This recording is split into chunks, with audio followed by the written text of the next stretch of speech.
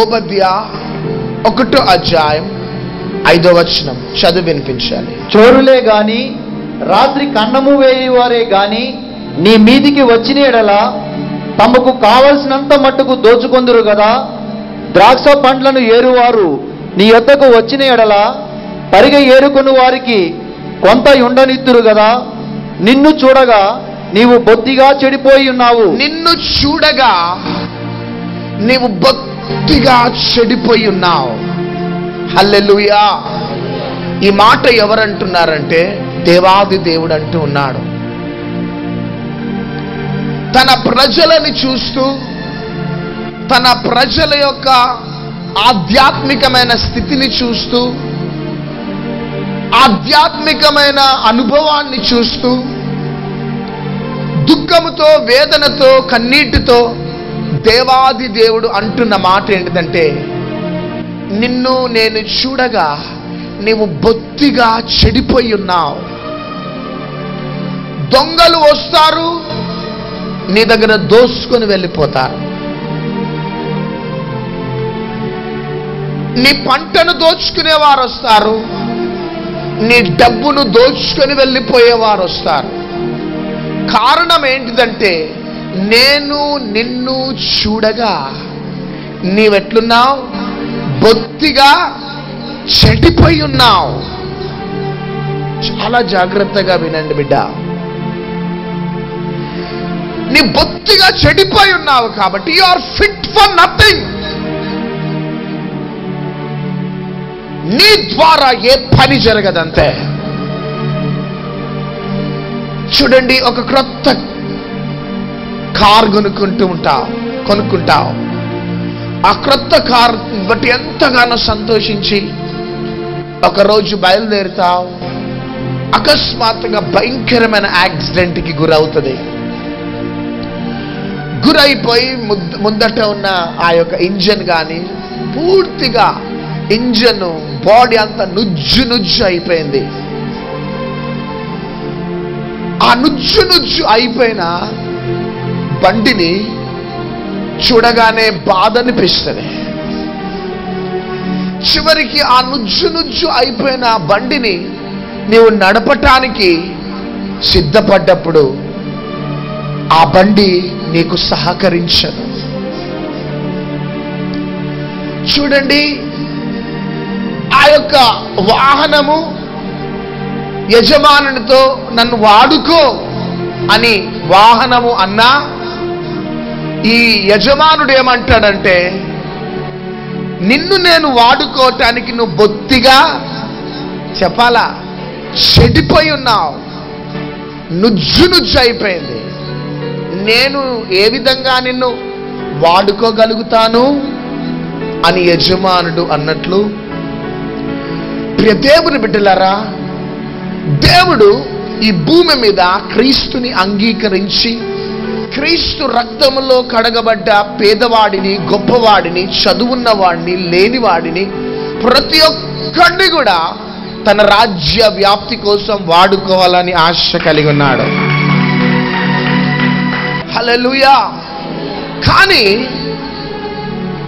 ఆ వ్యక్తులు, ఆ క్రైస్తవులు, ఆ విశ్వాసులు, ఆ సంఘాలు ఏ విధంగా ఉన్నాయంటే వాహనము యాక్సిడెంట్ ద్వారా నుజ్జు అయిపోయి యజమానునికి సహకరించని స్థితిలో మన జీవితాలు కూడా, మన ఆధ్యాత్మికమైన స్థితి కూడా నుజ్జు అయిపోయి దేవునికి సహకరించలేని స్థితిలో ఉంటూ ఉన్నాము. చూడండి, భూలోకం అంతటా దేవుడు ఆదికాండం 6వ అధ్యాయంలో తిరిగినాడు. నోవాహుతో పాటు చాలా మంది దేవుణ్ణి ఎరిగిన వారు ఉన్నారు. యెహోవా దేవుని యొక్క మహిమను చూసిన వారున్నారు.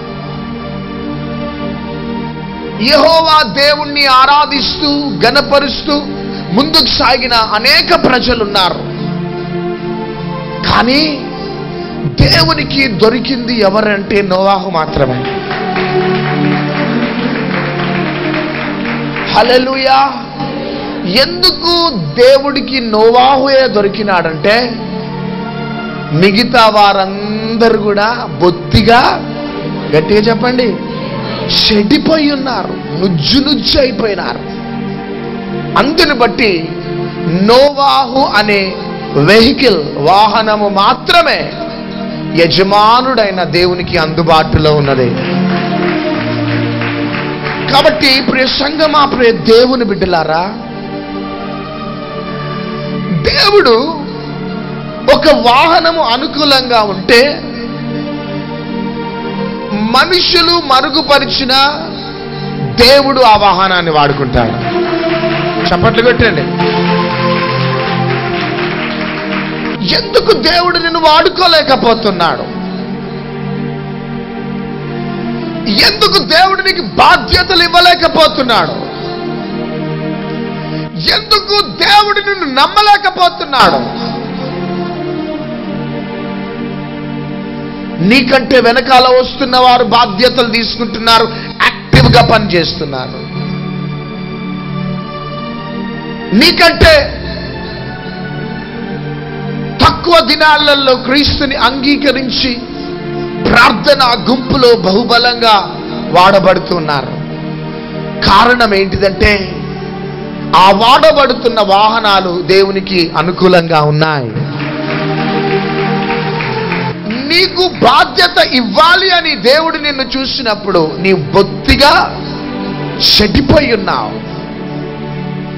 దట్స్ వై 2014లో దేవుడు నీకు బాధ్యతలు ఇవ్వలే. కొంతమందికి ఇచ్చిన తర్వాత మరలా ఎందుకు కూర్చోబెట్టినాడంటే కొన్ని రోజులు ఆ వాహనము అనుకూలంగా ఉన్నది. పెళ్లిళ్ళు, పేరంటాలు, అవి ఇవి కార్యక్రమాలలో ఈ వాహనం ఏమైపోయింది చెప్పాలా? నుజ్జు అయిపోయింది. దేవుడు ఏం చేసినాడంటే ఆ వాహనాన్ని కూర్చోబెట్టినాడు. చూడండి, వాహనము మరలా రోడ్డు మీదకి రావాలి అంటే ఆ వాహనము తీసుకొని వెళ్ళి గ్యారేజ్లో పెట్టాలా? ఆమెన్. గ్యారేజ్లో రిపేర్ కావాలా, టింకరింగ్ కావాలా, కలరింగ్ కావాలా. చివరికి ఆ వాహనము 6 నెలలు 8 నెలల తర్వాత మరలా రోడ్డు మీదకి వస్తుంది. చప్పట్లు కొట్టండి. అంటే నుజ్జు అబద్ధమును బట్టి ఆ వాహనము రోడ్డు మీద రాకుండా సమయం అంతా కూడా వృధా అయిపోతున్నదే. కొంతమంది నుజ్జు అయిపోతారు, తెల్లంటికలు వచ్చేస్తూ ఉంటాయి. కారణం ఏంటిదంటే సమయము వృధా అయిపోతున్నది. ఇంకా రిపేర్ కావటంలే ఆ బండి. ఇంకా యజమానుడు వాడుకొనుటకు అర్హమైన పాత్రగా ఆ వాహనము లేదు. ఎవరు సహకరిస్తారు బిడ్డ దేవునికి? ఎవరు సహకరిస్తారు నాన్న దేవునికి మనం సహకరించకపోతే? కొంతమంది ఏమో ఉద్యోగాలు అని ఉద్యోగాలు చేసుకుంటూ ఉద్యోగం నుంచి వచ్చిన తర్వాత రెస్ట్ తీసుకొని తిని పండుకోవటం కొన్ని వాహనాలకి అలవాటు. కొన్ని వాహనాలేమో నా కొడుకులు, నా కోడళ్ళు, నా బిడ్డలు, నా అల్లుళ్ళు అనే కొన్ని వాహనాలు ఆపిచ్చి, కొన్ని వాహనాలకేమో వ్యాపారము, డబ్బు సంపాదన. చూడండి, దేవుడు వెతుకుతున్నాడు. కానీ అన్ని వాహనాలు ఎట్లా కనబడుతున్నాయంటే నుజ్జు అయిపోయాయి. ఎందుకు 2014లో రివైవల్ రైజ్ కాలేకపోయింది? దేవుడు ఎక్స్పెక్ట్ చేసినంతగా పీక్ లెవెల్స్ లోకి ఆ యొక్క ఉజ్జీవం రగులుకోలేకపోయింది. కృప నుంచి కృపకి, మహిమ నుంచి మహిమకు ఎందుకు పరిశుద్ధత నుంచి అతి పరిశుద్ధతలోకి సార్వత్రిక సంఘం ఎదగలేకపోయింది? ఎందుకు జరగవలసిన పనులన్నీ కూడా ఆగిపోయి ఉన్నాయి? ఎందుకు దేవుని యొక్క ఆఫీస్లో పెండింగ్ ఫైల్స్ అన్ని, పెండింగ్ ప్రాజెక్ట్స్ అన్ని ఉన్నాయి? జస్ట్ బికాస్ విశ్వాసులు అనే వాహనాలు నుజ్జు అయిపోయినారు. దేవుడు నీకు బాధ్యత ఇచ్చి నిన్ను దేవుని యొక్క పరిచర్యలో వాడుకోవాలని ఆశపడ్డప్పుడు నీవు బొత్తిగా చెడిపోయి ఉన్నావు. ఎందుకు పనికిరాని వాహనంలాగా గ్యారేజ్లో ఉన్నావు నువ్వు? దానిని బట్టి ఇశ్రాయేలీయులను చూసి దేవుడు రొమ్ము కొట్టుకొని ఏడ్చినట్లు ఈ 2014 అంతా నిన్ను చూసి ఏడుస్తున్నాడు బిడ్డ. ఇకనైనా 2015లో నాకు సహకరిస్తావా? నా పని యొక్క భారంని భుజాల మీద పెట్టుకుంటావా బిడ్డ? యజమానుడు వాడుకొనుటకు అర్హమైన పాత్రగా ఉంటావా అని పరిశుద్ధాత్మ దేవుడు ఈ డిసెంబర్ చివరి నెలలో ఎంతో మాట్లాడుతున్నాడు. చేతుల పైకెత్తుదాం. ఎందుకు విశ్వాసి ఒక క్రైస్తవుని జీవితంలో, ఒక సార్వత్రిక సంఘంలో, ఒక దైవ సేవకుని జీవితంలో ఎందుకు ఈ భయంకరమైన అనుభవం సంభవిస్తుంది? దేవుని కోసము బలంగా మహిమకరంగా వాడబడుతున్న ఒక దైవజనుడైనా, ఒక విశ్వాసి అయినా సడన్ గా యాక్సిడెంట్ కి గురైపోయి ఆ విశ్వాసి అనే వాహనం నుజ్జు కావటానికి కారణాలు ఏంటివి? ఎందుకు? బలా నమ్మకమైన మంచి దాసుడా, నీవు అడుగుపెట్టి ప్రతి స్థలాన్ని నేను నీకు ఇచ్చేదను. నీ ముందు ఏ మానవుడు నిలవలేడు. నిన్ను ముట్టువాడు నా కనుగుడ్డిని ముట్టినట్లే. నీకు వ్యతిరేకంగా ఏ ఆయుధము వర్ధిల్లదు. నీకు వ్యతిరేకంగా గుంపుకూడి వారు నీ పక్షపు వారగుదురు అని గొప్ప గొప్ప మహిమ కలిగిన వాగ్దానాలు నీతో చేసిన ఆ మహిమ కలిగిన దేవుడు ఎందుకు సడన్ గా నీవు బొత్తిగా చెడిపోయినావు అంటానికి కారణాలు ఏంటివి? హల్లెలూయా. ఎంతమందికి తెలుసుకోవాలన్నది చేయి పైకెత్తుదాం. ఎందుకు ఒక విశ్వాసి భయంకరమైన అనుభవంలోకి వెళ్ళిపోతాడు? అందుకనే కార్యారంభము కంటే కార్యాంతము మేలు. ప్రారంభ దశలో మన ఆధ్యాత్మిక జీవితము, క్రైస్తవ జీవితం చాలా సంతోషంగా ఉంటుంది. కానీ దినాలు గడుస్తున్నా కొద్దీ, నీవు మెట్లు ఎక్కుతున్నా కొద్దీ, నీవు దేవుని యొక్క సేవలో దైవ సేవకుని ద్వారా వాడబడుతున్నా కొద్దీ, నీ స్పిరిచువల్ లైఫ్ డీపర్ లెవెల్స్ లోకి వెళ్తున్నా కొద్దీ నీవు అపవాది యొక్క హిట్ లిస్ట్ లో ఉంటావు. అపవాది యొక్క టార్గెట్ లో ఉంటావు. ఏదో రకంగా ఆ విశ్వాసి అనే వాహనాన్ని యాక్సిడెంట్ కి గురి చేసేసేయాలని అపవాది ప్రయత్నిస్తూ ఉంటాడు. ఎందుకు?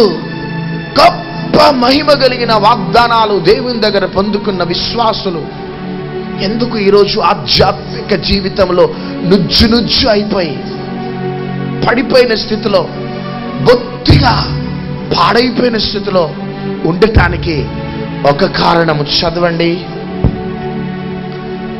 రోమీలకు రాసిన పత్రిక 12వ అధ్యాయం 2వ వచనం. మీరు ఈ లోక మర్యాదను అనుసరింపక ఉత్తమమును అనుకూలమును సంపూర్ణమునై ఉన్న దేవుని చిత్తమేదో పరీక్షించి తెలుసుకొనున్నట్లు మీ మనసు మారి నూతన మగుట వలన రూపాంతరము పొందుడి. మీరు ఈ లోక మర్యాదను అనుసరింపక ఉత్తమమును అనుకూలమును దేవుని యొక్క చిత్తము. చూడండి, ఒక విశ్వాస జీవితంలో ఆ భయంకరమైన చెడిపోయే స్థితి, ఆ అనుభవము కలగటానికి మొదటి కారణం లోక మర్యాద. లోక మర్యాదను అనుసరింపక దేవుని బిడ్డలమైన మనము, మనకంటూ కొన్ని లిమిట్స్ ఉంటున్నాయి. చప్పట్లు కొట్టండి. మనకు కొన్ని హద్దులు ఉంటున్నాయి. ఆ హద్దులే నీ చేతిలో ఉన్న బైబిల్. గట్టిగా చప్పట్లు కొట్టండి. లోకంలో ఉన్న ప్రజలు ఉన్నట్లు నీవు ఉండటానికి దేవుడు నీకు అనుమతి ఇవ్వలే. లోకములో ఉన్న ప్రజల జీవితం వేరు, క్రీస్తు రక్తంలో కడగబడిన నీ జీవితం వేరు. క్రీస్తు రక్తంలో కడగబడి దేవుని బిడ్డగా మార్చబడిన నీకు కొన్ని లిమిట్స్ అనేటి పరిశుద్ధాత్మ దేవుడు ఇచ్చినాడు. Because you are the child of God. నీవు దేవుని బిడ్డవో, నీవు ఆయన స్వరూపంలో మార్చబడ్డ బిడ్డవు. నువ్వు, నీకు కొన్ని లిమిట్స్ అనేటి పరిశుద్ధాత్మ దేవుడు క్రైస్తవులకి నియమించి ఉన్నాడు. మనం ఎంత పరిగెత్తినా మరలా మన లిమిట్స్ లోకి మనం వచ్చేసేయాలా. చూడండి, వాహనంలో వెళ్తూ ఉంటావు, సడన్ గా కొన్ని ప్లేసెస్ లో వెళ్ళగానే 40 స్పీడ్లోనే వెళ్ళాలి అని ఉంటుంది. నువ్వు 40లో వెళ్ళవలసిన నీవు 120లో కొడితే నీ వాహనం ఏమైపోతుంది? యాక్సిడెంట్ అయిపోతుంది. వాహనం వెళ్తుంటావు, సడన్ గా రెడ్ సిగ్నల్ పడగానే ఆపుతావు, మరలా గ్రీన్ సిగ్నల్ పడగానే ప్రొసీడ్ అవుతావు. కారణం ఏంటిదంటే నీ వాహనాన్ని కొంచెం లిమిట్స్ లోకి తీసుకొని వెళ్ళటానికి. అదేవిధంగా మన ఆధ్యాత్మికమైన జీవితంలో కూడా దేవుడు కొన్ని లిమిట్స్ ఇచ్చినాడు.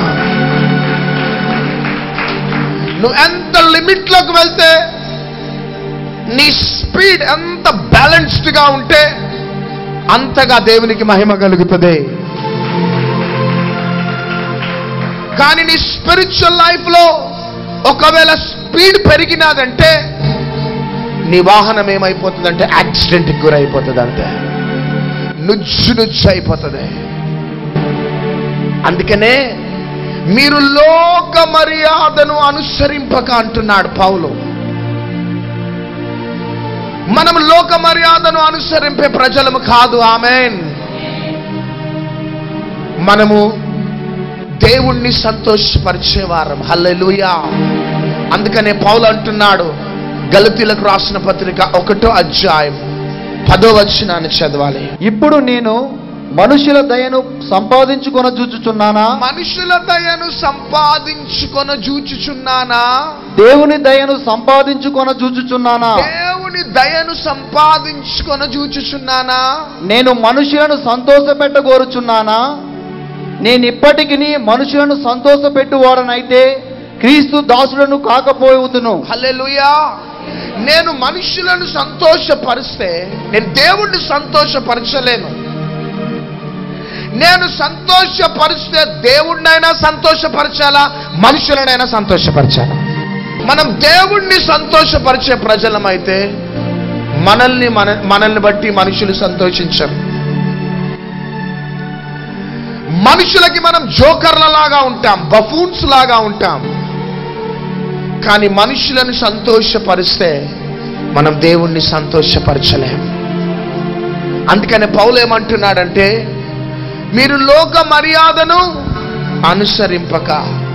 లోక మర్యాదను అనుసరించేవారు దేవుని చిత్తాన్ని చెయ్యరు.